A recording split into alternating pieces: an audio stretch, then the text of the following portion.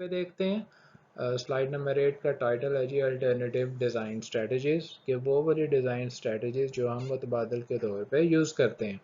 इनमें जो सबसे पहली जो है डिज़ाइन स्ट्रेटजी है दैट इज़ स्टैंडर्ड। यकीनन हमने इसका काफ़ी नाम भी सुना होगा। स्टैंडर्ड से क्या मुराद है जी? Linear model. ठीक है, डिस्क्राइब अबव यानी हम इसको पहले भी पढ़ चुके हैं। लीनियर मॉडल से मुराद ये है कि ऐसा मॉडल जो कि जिसमें सारी के सारे स्टेप्स या activities one by one perform होती हैं।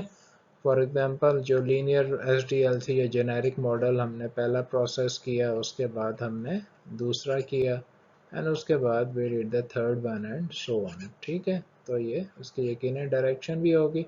तो ये एक तरह का लीनियर मॉडल है, यानी कि बेसिक पहले एक वाला प्रोसेस फेज हमने कंप्लीट किया, P1 किया, उसके बाद P2 किया, and then P3 and so on, जो भी जितने भी हम उसमें फेजेस आइडेंटिफाई किए।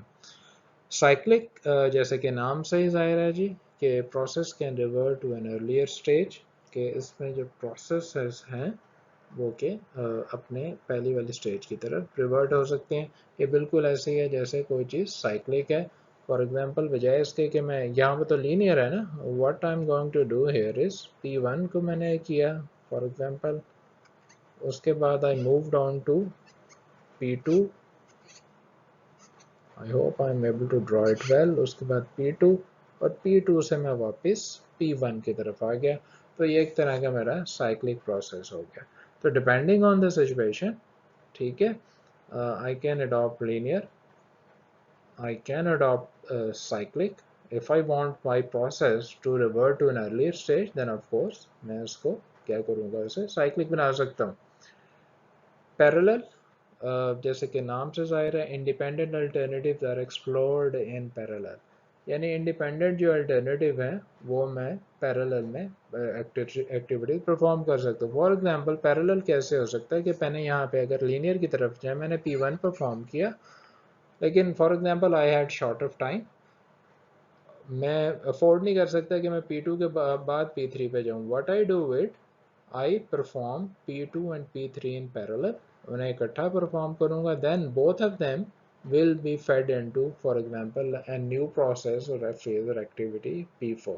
ठीक है, so that फायदा क्या होगा कि I can save time, or even if I have certain requirement जिसमें P2 और P3 I need to done simultaneously, then this strategy would be called parallel। ठीक है जी, कि for example मैं P2 और P3 को इकट्ठा परफॉर्म करूँ सो दैट दोनों की आउटपुट जो है वो P4 में जो है एज एन इनपुट यूज हो जाएगी। फोर्थ वन इज अडेप्टिव, ले ट्रैक्स एज यू गो, यानी जैसे जैसे आप आगे बढ़ते जा रहे हैं वैसे वैसे आप क्या करें, अपना रास्ता जो है वो बनाते जाएं। अब इसमें क्या है, the next design strategy of the design activity is decided at the end of a given stage, कि जो नेक्स्ट एक्टिविटी है जो कि डिज़ाइन फेज की, वो करंट फेज के एंड में जो है वो डिसाइड की जाती है।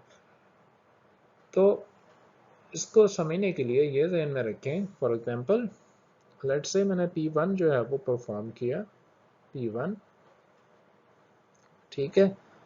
अब जब तक मैं P1 को फिनिश नहीं करूँगा, ठीक है, तब तक मैं P2 को जो है वो उसके बारे में डिसाइड नहीं कर सकता। यानी इन सिंपल वर्ड्स हम ये कह सकते हैं कि P2 जो है वो तभी ही डिसाइड होगा, राइट, जब मैं P1 को या तो ख़त्म कर चुका हूँगा या ख़त्म करने के करीब होऊंगा।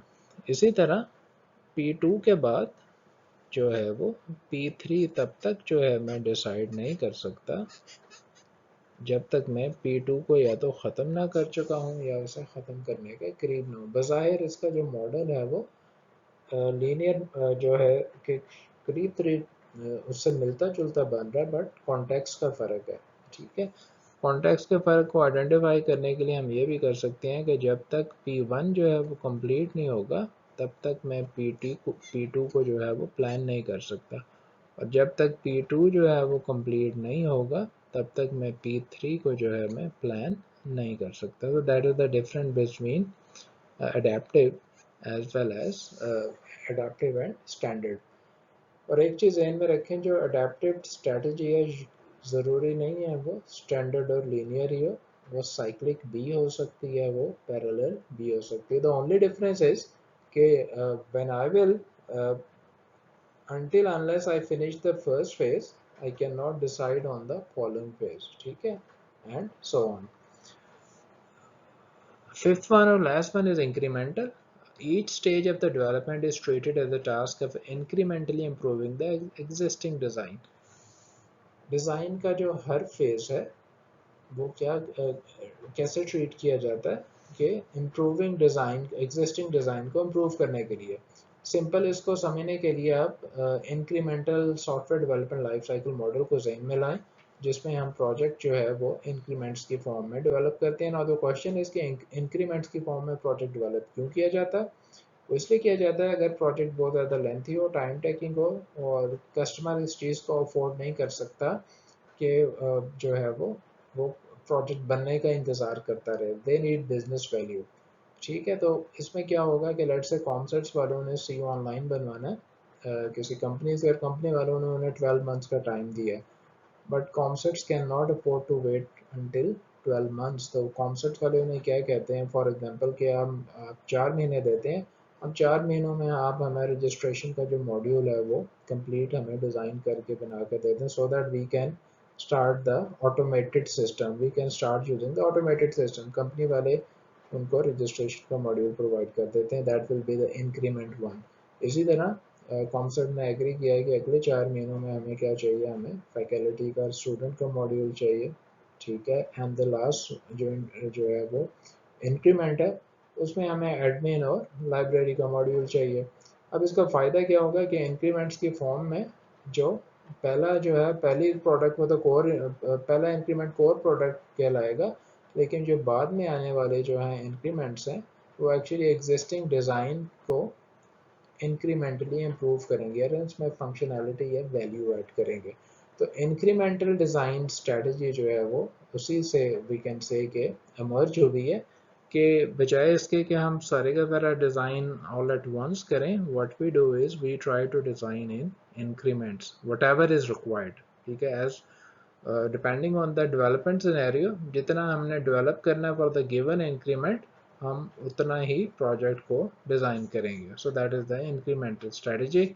आई hope this was clear. These are all alternative design strategy. तो हम कब जो है इनको यूज़ कर सकते हैं, when there are problems in the engineering design process. और वो प्रॉब्लम क्या हो सकती हैं जी, के पहला प्रॉब्लम ये हो सकता है when designer is unable to produce feasible set of concept, जब डिज़ाइनर को फिजिबल सेट ऑफ कॉन्सेप्ट नहीं मिल रहे. दूसरा प्रॉब्लम क्या हो सकता है कि जैसे जैसे प्रॉब्लम का कॉम्प्लेक्सिटी और वॉल्यूम बढ़ता जाएगा, वैसे वैसे ऑफ कोर्स सक्सेस की प्रोबेबिलिटी वो कम होती जाएगी. और नंबर तीसरा प्रॉब्लम क्या हो सकता है कि अगर हमें ऐसी सिचुएशन दरपेश है कि हमने मल्टीपल कंपोनेंट्स या मल्टीपल सब सिस्टम के को आपस में लिंक अप करना है, लेकिन जो स्टैंडर्ड या ट्रेडिशनल अप्रोच जो भी हम फॉलो कर रहे हैं, अगर हम वो हमें इस चीज़ को यानी कि इस प्रॉब्लम को टैकल करने में अगर नाकाम है, then of course there is a problem. और द फोर्थ वन, आखिरी प्रॉब्लम क्या हो सकता है जी, कि प्रॉब्लम की कॉम्प्लेक्सिटी या डिज़ाइन टास्क की कॉम्प्लेक्सिटी तो काफ़ी ज़्यादा है, लेकिन जो हमारा डिज़ाइनर है उसका एक्सपीरियंस बहुत कम है, सो ही और she is unable to confront the problem successfully. तो ये सारी की सारी प्रॉब्लम अगर आती हैं, इनमें से जो भी आती हैं, चंद एक भी या एक दो भी आती हैं, तो हम क्या करते हैं, अल्टरनेटिव डिज़ाइन स्ट्रेटजीज़ को यूज़ करते हैं ताकि हम प्रॉब्लम को एड्रेस कर सकें. आई hope this is clear. And all depends on context of the problem as well as intuition and experience of the architect के वो इनमें से कौन सी जो है strategies को recommend करता है.